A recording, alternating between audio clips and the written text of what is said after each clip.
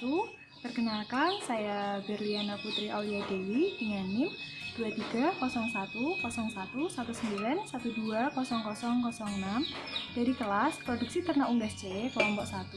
Di sini saya akan memaparkan hasil praktikum acara 3 dengan materi anatomi ternak unggas.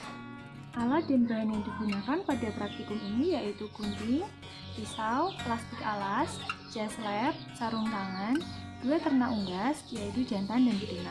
Yang pertama, saya akan menjelaskan bagian eksterior dan pelindung pada ternak unggas. Bagian eksterior ternak unggas terdiri dari kepala yang terdapat jember, mata, paruh, kemudian ada leher, dada, sayap, dan juga paha, kemudian ada kaki, ada ekor. Organ pelindung pada ternak unggas terdiri dari kulit yang berfungsi untuk menjaga tubuh dari temperatur luar, kemudian sebagai respirator untuk menerima rangsang, dan juga mencegah mikroorganisme untuk masuk ke dalam tubuh. Organ pelindung yang kedua yaitu bulu yang digunakan ternak untuk sarana terserang. Selain itu, bulu digunakan sebagai pelindung untuk terhindar dari luka dan juga infeksi, serta sebagai reseptor dari luar. Yang kedua, saya akan menjelaskan saluran pencernaan pada ternak unggas.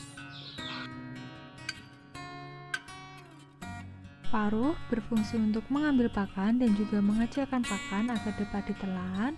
Setelah dari paruh, pakan akan menuju ke esofagus. Setelah dari esofagus, pakan akan menuju ke tembolok atau crop yang berfungsi untuk menyimpan pakan, membasahi pakan, tempat bekerjanya amilase, dan juga tempat fermentasi pakan bagi beberapa spesies unggas. Setelah dari tembolok atau crop, pakan akan menuju proventriculus, di mana tempat penghasil HCl dan juga pepsin. Setelah dari proventriculus, pakan akan menuju ke ventriculus, di mana terdapat batuan atau partikel kecil yang keras yang berfungsi untuk menggiling pakan yang melaluinya. Di ventriculus ini terjadi pencernaan secara fisik dengan kontraksi setiap 20-30 detik. Kemudian pakan menuju ke usus halus. Di usus halus terjadi penyerapan nutrien.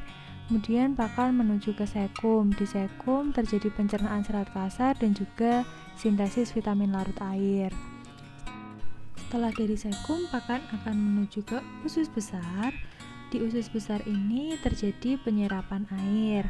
Kemudian pakan akan menuju ke kloaka, tepatnya di coprodeum, yang merupakan lanjutan dari kolon yang digunakan sebagai saluran buang feses.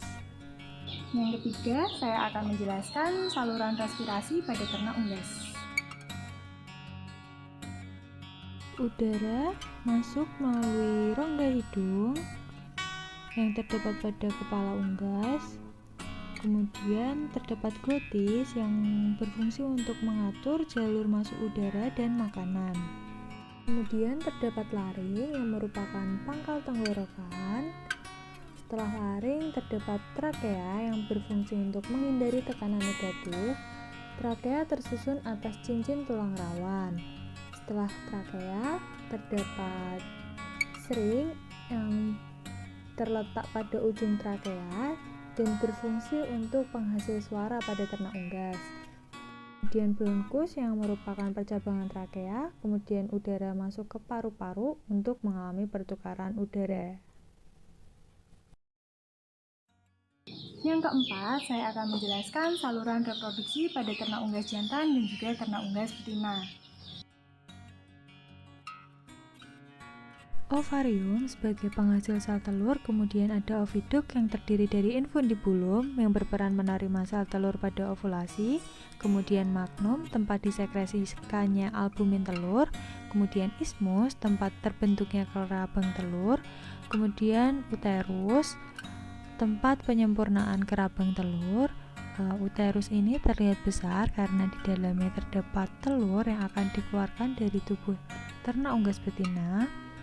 Setelah uterus terdapat vagina, tempat telur dilapisi mukus agar mudah keluar dari tubuh ternak unggas. Kemudian ada kloaka, tempat keluarnya telur.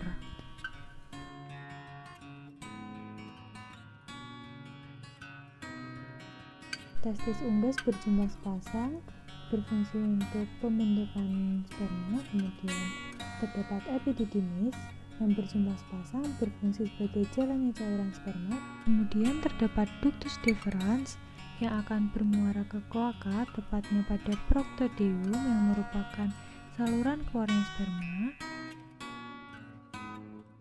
Yang kelima, saya akan menjelaskan saluran ekskresi pada ternak unggas. Ginjal, ureter, dan juga ureteum.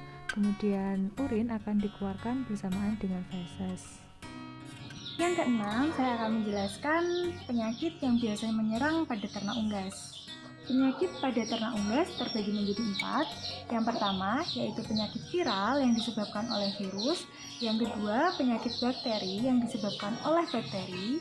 Yang ketiga, penyakit mikal yang disebabkan oleh jamur. Kemudian yang keempat, penyakit parasit yang disebabkan oleh organisme parasit. Penyakit viral yang biasa menyerang pada ternak unggas yang pertama yaitu egg drop syndrome atau EDS 76.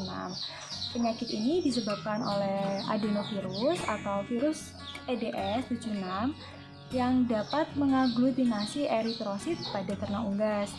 Gejala penyakit ini dapat tampak pada ternak unggas yang berumur 25-35 minggu. Penyakit ini dapat dicegah atau diobati dengan vaksinasi. Yang kedua yaitu penyakit ND yang disebabkan oleh virus yang tergolong paramyxovirus.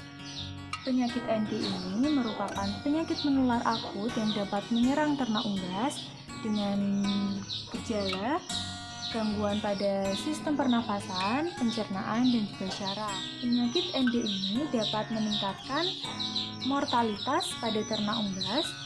Pengobatan dan pencegahan yang dapat dilakukan yaitu dengan vaksinasi secara teratur.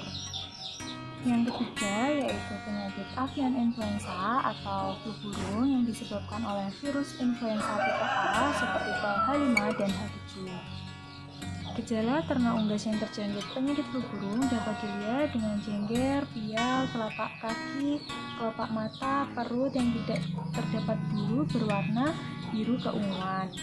Kemudian adanya pendarahan pada bagian kaki yang berupa bintik-bintik merah pada kaki dan juga keluarnya cairan pada hidung dan mata. Selain itu, ternak unggas yang terjangkit flu burung dapat ditandai dengan pembengkakan di area muka, kepala, kemudian ternak unggas yang mengalami diare dan juga nafsu makan menurun serta produksi telurnya menurun. Belum ditemukan obat yang dapat menyembuhkan avian influenza, namun dapat dilakukan pencegahan dengan pemberian vitamin, mineral, dan juga antibiotik untuk mencegah infeksi pada ternak unggas. Contoh penyakit yang disebabkan oleh bakteri yaitu chlamydiosis yang disebabkan oleh bakteri obligat intraseluler Chlamydophila. Ternak unggas yang terjangkit penyakit chlamydiosis memiliki gejala demam, infeksi yang dapat menyebabkan diare dan juga gangguan pernafasan.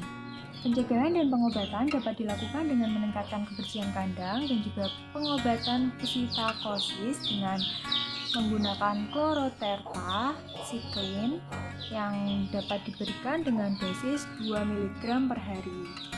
Yang kedua yaitu penyakit koryza yang disebabkan oleh bakteri Haemophilus gallinarum. Koryza ini merupakan penyakit menular pada ternak unggas yang biasanya menyerang sistem pernafasan. Gejala yang ditimbulkan yaitu keluarnya cairan dari hidung dan juga pembengkakan sinus. Pencegahan dan pengobatan dapat dilakukan dengan menjaga kebersihan kandang dan juga pemberian antibiotik. Penyakit yang disebabkan oleh jamur, contohnya aspergillosis yang disebabkan oleh jamur aspergillus yang dapat menyerang saluran pernafasan pada ternak unggas. Sekian pemaparan dari saya. Terima kasih. Wassalamualaikum warahmatullahi wabarakatuh.